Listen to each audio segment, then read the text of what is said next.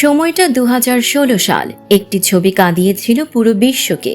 কঙ্কালসার এক শিশু, শরীরে হাড় ছাড়া যেন আর কিছুই নেই, মাথায় ধুলো, চোখে ভয় আর ক্ষুধা। আর তার সামনে হাঁটু গেড়ে বসে এক নারী তাকে বোতল থেকে পানি খাওয়াচ্ছেন। সেই ছবিটি মুহূর্তেই ছড়িয়ে পড়ে ইন্টারনেট জুড়ে। অনেকেই আজও প্রশ্ন করেন, কেমন আছে সেই রাস্তায় ফেলে দেওয়া অসহায় শিশুটি, আর কেনই বা তার মা বাবা তাকে ফেলে গিয়েছিল মৃত্যুর মুখে। আজ সেই সব প্রশ্নের উত্তরও জানা গেছে। যে শিশুটিকে একদিন রাস্তায় ফেলে দেওয়া হয়েছিল, সেই হোপ এখন একেবারেই ভিন্ন এক জীবন নিয়ে বাঁচছে।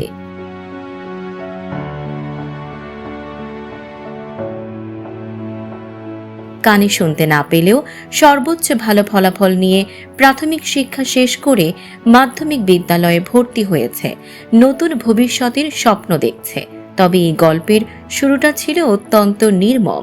নাইজেরিয়ার আকোয়া ইবম রাজ্যে মাত্র 2 বছর বয়সী সেই শিশুকে তার নিজের পরিবারই ডাইনি বলে বাড়ি থেকে বের করে দিয়েছিল। প্রায় 8 মাস ধরে সে রাস্তায় ঘুরে বেরিয়েছে, ক্ষুধা, অসুস্থতা আর অবহেলার মধ্যে। শরীরে ছিল মারাত্মক অপুষ্টি আর কৃমির আক্রমণ। মৃত্যুর খুব কাছাকাছি চলে গিয়েছিল সে। ঠিক সেই সময় সেখানে পৌঁছান ড্যানিশ সমাজকর্মী আনিয়া রিংগ্রেন লোভেন। শিশুটিকে দেখে তিনি আর চোখের পানি ধরে রাখতে পারেননি। তিনি তাকে পানি আর বিস্কুট খাইয়ে কোলে তুলে নেন। সেই মুহূর্তের ছবি পরে ভাইরাল হয়ে যায় সারা পৃথিবীতে।